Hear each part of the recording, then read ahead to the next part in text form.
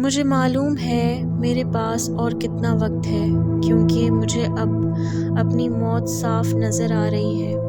میری زندگی کے آخری منٹ چل رہے ہیں۔ کہتے ہیں کہ موت بتا کر نہیں آتی، لیکن اب سے اس بات کو بھی لوگ جھوٹ سمجھیں گے، کیونکہ اب تو موت کی ایک دوسری قسم آ چکی ہے، جو بتاتی رہتی ہے کہ اب آپ کے پاس اتنے دن، اتنے گھنٹے، اتنے منٹ اور سیکنڈ رہ چکے ہیں،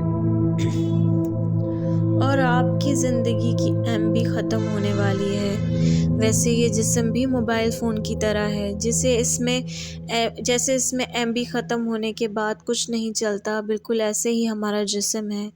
جب تک سانسیں آتی رہی ہیں، اس جسم کی قدر و قیمت اور ہے۔ اگر ان سانسوں کی ڈور ٹوٹ گئی تو پھر یہ کسی کام کا نہیں، اور پھر اس جسم کو زمین میں دفنایا، جلا دیا جاتا ہے۔ میں ہمیشہ سے ہی ماہی نامہ ایڈونچر میں لکھنے کے لیے سوچتا رہتا تھا۔ میری کوشش ہوتی تھی کہ میں اچھی سے اچھی تحریر لکھوں، لیکن شاید اب یہ میری آخری تحریر ہو، کیونکہ موت کے بعد تو ہم نے اللہ تعالیٰ کے سامنے پیش ہونا ہے، چاہے وہ مسلمان ہو یا ہندو ہو، کیونکہ ہمیں اللہ پاک کے پاس جا کر اپنے کیے کا اجر پانا ہے۔ مجھے معلوم ہے کہ اس کے بعد میرے پاس پھر وقت نہیں ہوگا، کیونکہ جب موت کسی کو گلے لگاتی ہے تو پھر اس کو نہیں چھوڑتی۔ اس لیے ہی تو موت کا لفظ میم سے شروع ہوتا ہے، کیونکہ موت اور محبت دونوں ایک جیسی ہیں، لیکن افسوس کہ ہمارے آج کل کے نوجوانوں نے اس محبت نما جذبے کو محبت کی جگہ ہوس کا نام دے دیا ہے۔ میرے پاس وقت کم ہے، موت گزرتے وقت کے ساتھ قریب آتی جا رہی ہے۔ میں اس لیے چاہتا ہوں اپنی تمام باتیں آج ہی آپ سب سے شیئر کر لوں، کیونکہ شاید کوئی میری آخری باتیں مان کر عمل کر لے اور میری روح کو سکون مل جائے۔ میں کہانی لکھ تو رہا ہوں، لیکن اس وقت میرے پاس نیٹ پیکج نہیں ہے۔ میں ایک ویران جگہ پر دو پہاڑوں کے درمیان ہوں، لیکن مجھے یقین ہے میری یہ تحریر آپ سب کو ضرور پہنچ جائے گی، اور آپ یہ تحریر ضرور پڑھیں گے۔ آپ سب سوچ رہے ہوں گے کہ آخر یہ لڑکا کیا کہنا چاہتا ہے، پاگل تو نہیں ہے؟ لیکن ایسا کچھ نہیں۔ میں آپ سب کو تفصیل سے بتاتا ہوں کہ میرے ساتھ کیا ہوا، لیکن میں یہ بتا چکا ہوں کیا ہونے والا ہے۔ 11 دن پہلے ہمارے گاؤں کا ایک شخص مغرب کے بعد قبرستان گیا تو وہاں اسے جا کر معلوم ہوا کہ وہ کسی مصیبت میں پھنس چکا ہے۔ اس کے سامنے لال رنگ کی ریت ہی ریت تھی، سب کی سب قبریں کھلی ہوئی تھیں، جن سے سارے مردے آہستہ آہستہ باہر نکل رہے تھے اور اس کی طرف بھاگ رہے تھے۔ لیکن جب اس سے لگا کہ اب وہ نہیں بچے گا تو اس نے اسی وقت ایک خوفناک چیخ سنی، اور پھر اسے کچھ خبر نہ ہوئی۔ وہ سر پٹ بھاگتا ہوا گھر آ گیا اور سیدھا اپنے کمرے میں چلا گیا۔ تو اس کی بیوی پریشان ہوئی اور کچن میں چولہا بند کر کے اپنے شوہر کے پاس آ کر بیڈ پر بیٹھ گئی اور پوچھنے لگی، علی؟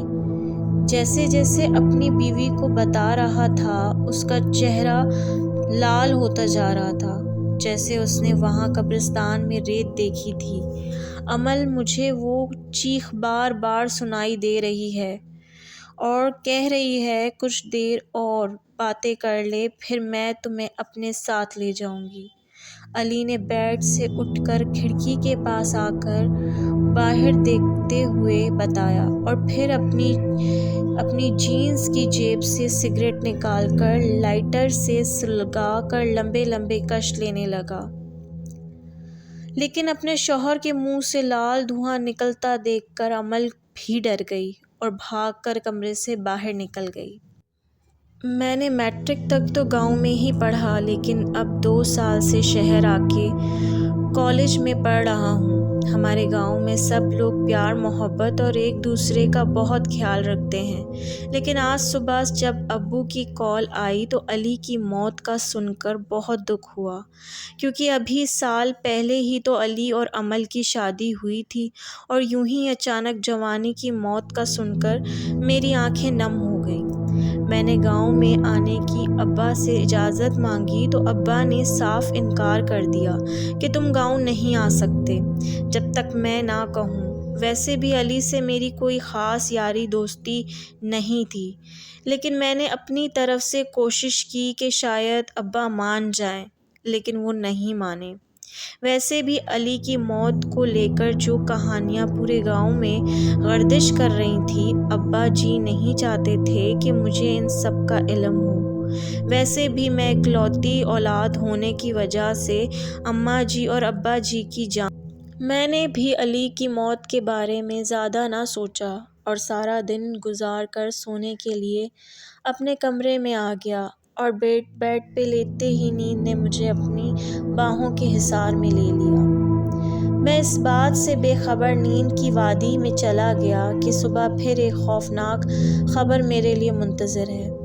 مغرب کے بعد امل کو بھی ایک زوردار خوفناک چیخ سنائی دی، اور پھر مسلسل اسے چیخیں سنائی دے رہی تھیں، اور وہ اپنا وہم سمجھ کر ان چیخوں پر زیادہ دھیان نہ دیا اور کھانے کے برتن سمیٹ کر وہ کمرے میں آ گئی اور نیند آنے کے انتظار کرنے لگی، لیکن گزرتے وقت کے ساتھ وہ نیند اس کے قریب آنے کی بجائے دور جا رہی تھی۔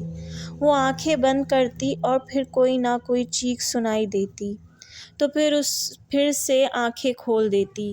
اب تو اس کا دل بھی زور زور سے دھڑک رہا تھا، اور اسے ایسا معلوم ہو رہا تھا کہ جیسے وہ گہرے پانی میں ہو۔ اور پھر جب اس کا دل زیادہ گھبرانا شروع ہو گیا تو وہ بیڈ سے اٹھ کر گھر کے مرکزی دروازے سے باہر کی طرف نکلی، اور 2-3 گھر چھوڑ کر اس نے ایک سفید رنگ کے دروازے پر دستک دی تو دوسری ہی دستک پر دروازہ کھلا۔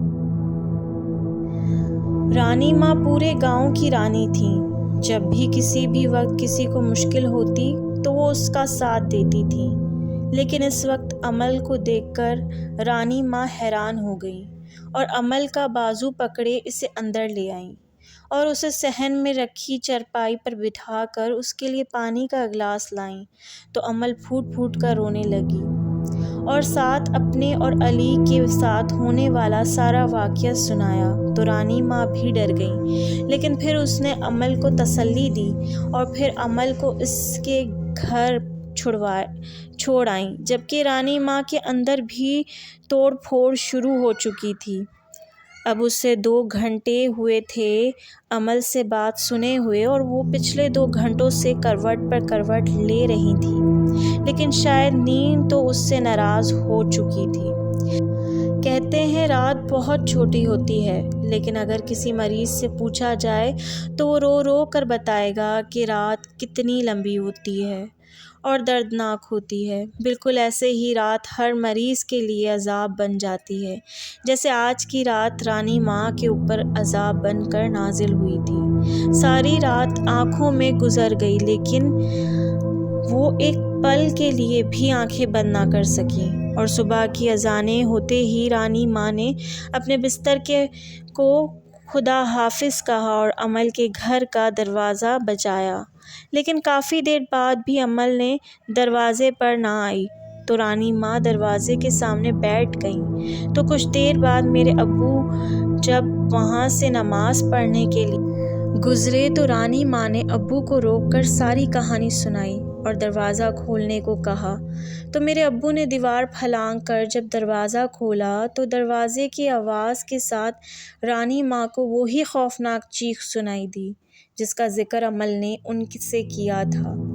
بس پھر کیا، رانی ماں تو دروازے کے سامنے ہی دونوں ہاتھوں سے اپنا سر پکڑ کر بیٹھ گئی، جبکہ ابو نے صحن میں دیکھا تو وہاں امل لیٹی ہوئی تھی۔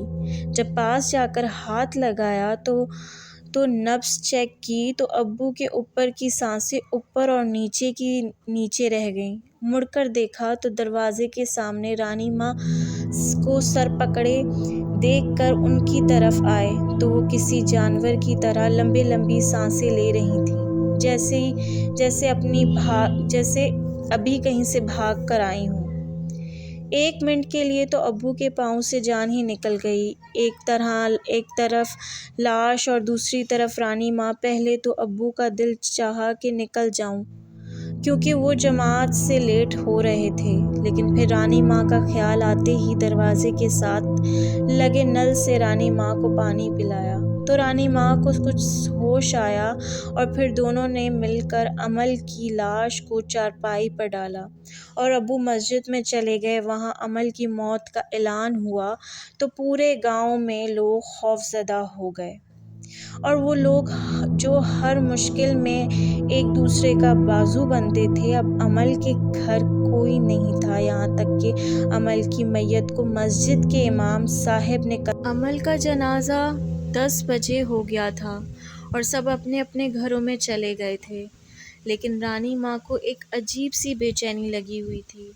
वो कभी सड़क पर आ जाती तो कभी अपने घर के सहन में चक्कर लगाती और गुजरते वक्त के साथ साथ रानी माँ को वही चीखें सुनाई देना शुरू हो गई थी। और फिर आखिरकार तंग आकर रानी माँ मेरे अब्बू के पास आ गई।